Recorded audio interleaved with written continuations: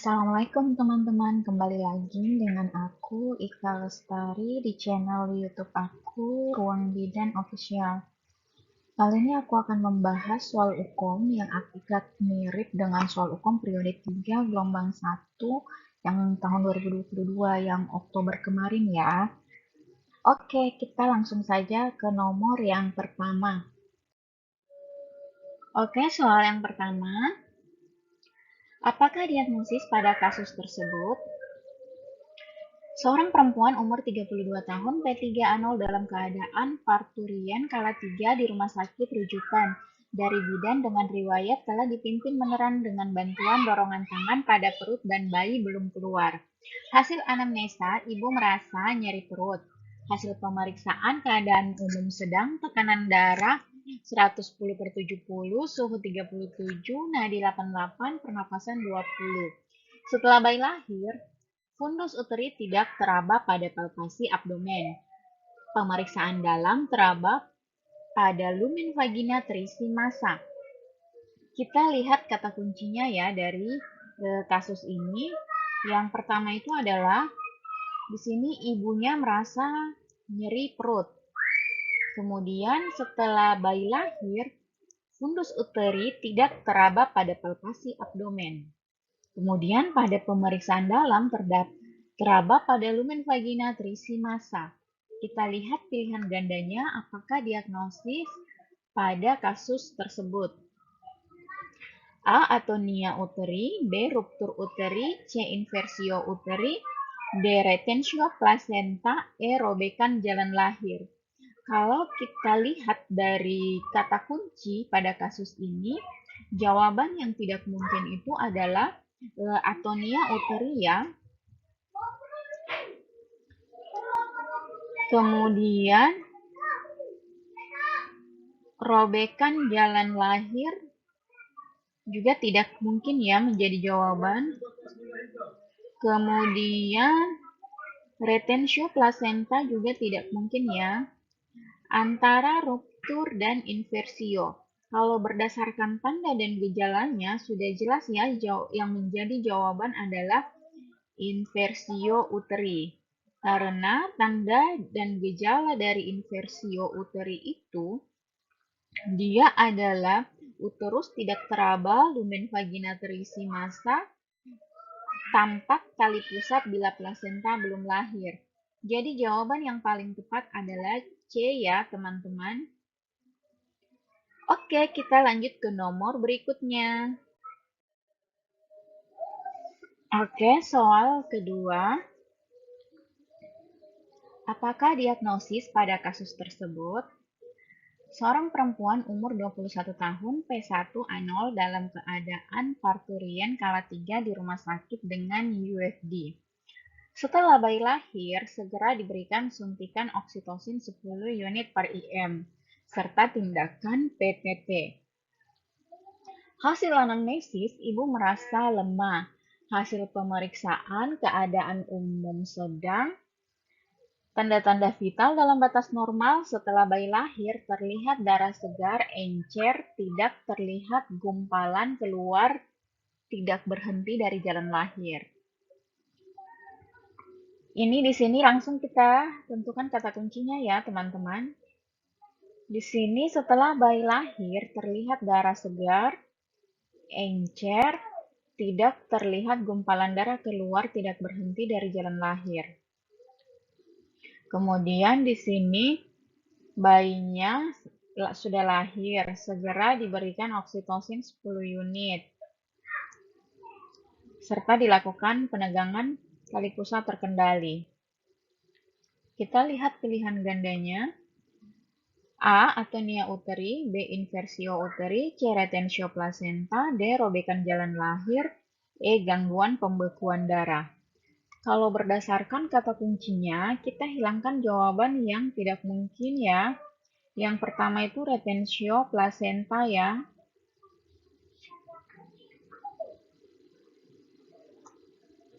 Karena di sini tidak ada dikatakan dalam kasus bahwa plasentanya belum lahir dalam waktu 30 menit. Kemudian inversio uteri juga tidak mungkin ya. Kemudian atonia uteri bisa jadi robekan jalan lahir, bisa jadi gangguan pembekuan darah juga bisa jadi. Kalau dari ketiganya ini yang tidak mungkin juga atonia uteri ya, karena di sini tidak dijelaskan bahwa kontraksi uterusnya bagus atau tidak. Jadi kalau antara robekan jalan lahir dengan gangguan pembekuan darah, itu kemungkinannya yang menjadi jawaban yang paling tepat adalah gangguan pembekuan darah ya. Karena di sini perdarahan tidak berhenti, encer, tidak terlihat gumpalan darah. Karena tanda dan gejala dari gangguan pembekuan darah di sini kegagalan terbentuknya gumpalan pada uji pembekuan darah sederhana. Jadi jawaban yang paling tepat itu adalah E ya teman-teman, gangguan pembekuan darah. Oke, kita lanjut ke nomor ketiga ya teman-teman. Soal ketiga, apakah diagnosis yang tepat pada kasus tersebut? Seorang perempuan umur 26 tahun G2P1A0 hamil 16 minggu datang ke PMB dengan keluhan perdarahan.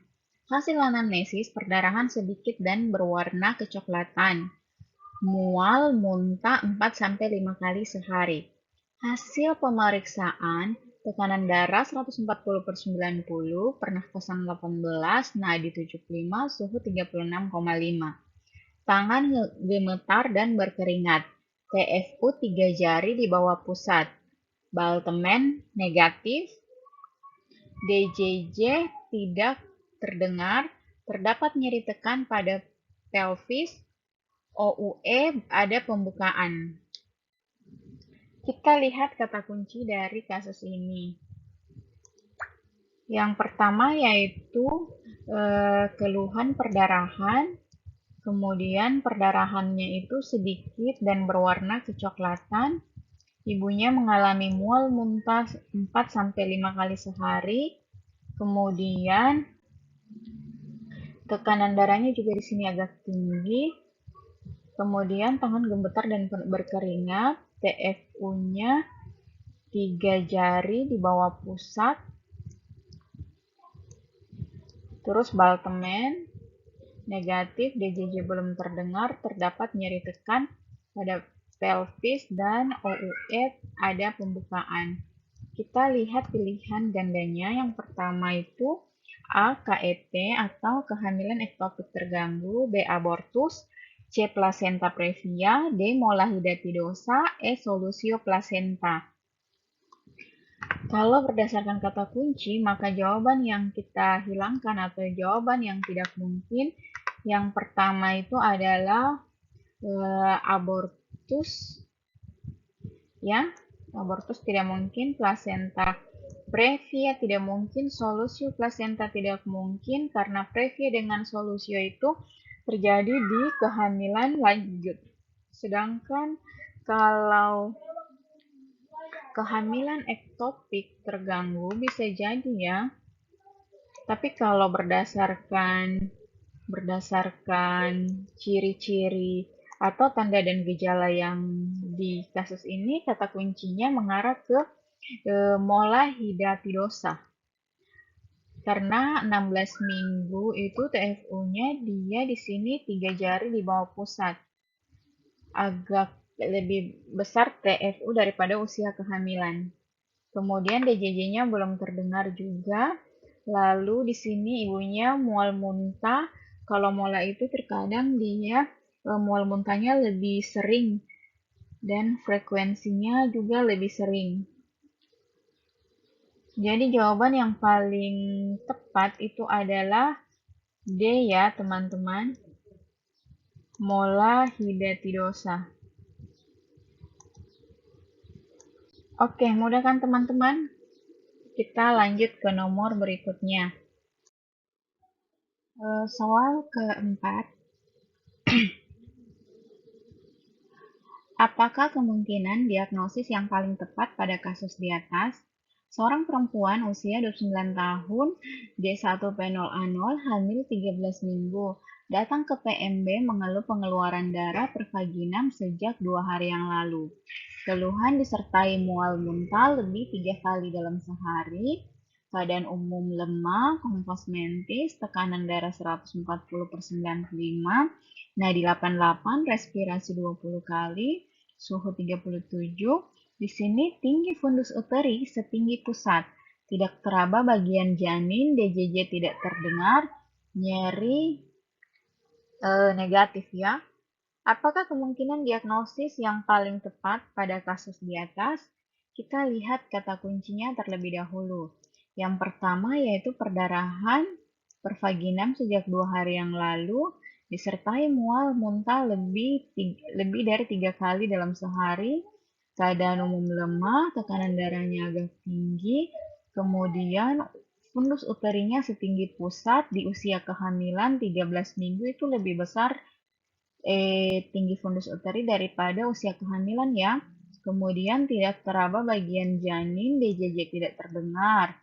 Kalau kita lihat ini agak-agak mirip dengan soal yang sebelumnya ya teman-teman. Yang kita hilangkan dulu jawaban yang tidak mungkin untuk mengurangi pilihan jawaban kita ya. Yang pertama black tip ovum kita hilangkan ya. Kemudian ancaman abortus juga kita hilangkan, kehamilan ektopik juga kita hilangkan, kehamilan ektopik terganggu juga tidak ya. Karena kalau ektopik itu biasanya dia nyeri, ibunya merasa nyeri. Di sini nyerinya negatif. Sehingga jawaban yang paling tepat itu adalah mola hidatidosa ya, sama dengan yang soal sebelumnya. Oke deh teman-teman, kita lanjut ke nomor berikutnya. Soal kelima, apakah penata laksanaan selanjutnya yang diberikan sesuai kasus tersebut? Seorang bayi laki-laki lahir spontan 4 jam yang lalu di PMB. Bayi lahir pada usia kehamilan 38 minggu.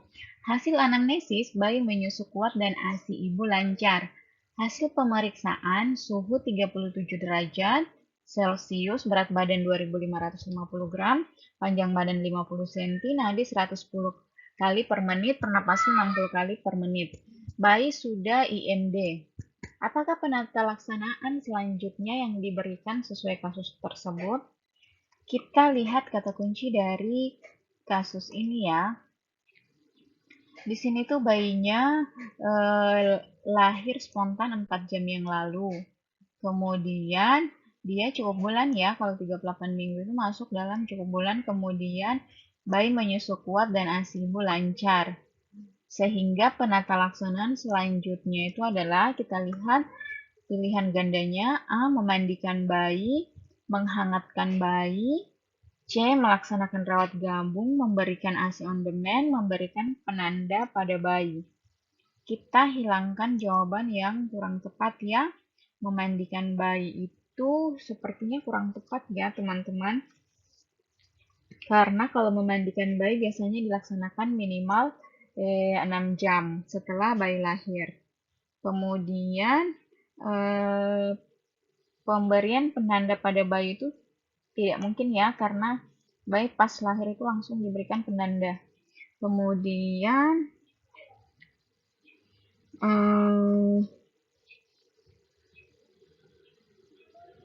yang tidak mungkin juga itu adalah kalau berdasarkan kata kunci itu dia di sini ibunya menyusu kuat dan ASI-nya lancar, maka yang perlu dilaksanakan penata laksanaan selanjutnya yaitu adalah memberikan ASI secara on demand ya. Jawaban yang paling tepat adalah D. Kalau menghangatkan bayi dengan melaksanakan rawat gabung itu kemungkinan bisa menjadi jawaban tapi kurang tepat. Oke. Itu saja ya teman-teman untuk video kali ini. Semoga soal-soal yang kita bahas pada video kali ini bisa bermanfaat buat teman-teman. Oke, nanti kita ketemu lagi ya di video-video selanjutnya. Jangan lupa subscribe, like dan komen ya. Sekalian share juga teman-teman. Assalamualaikum warahmatullahi wabarakatuh.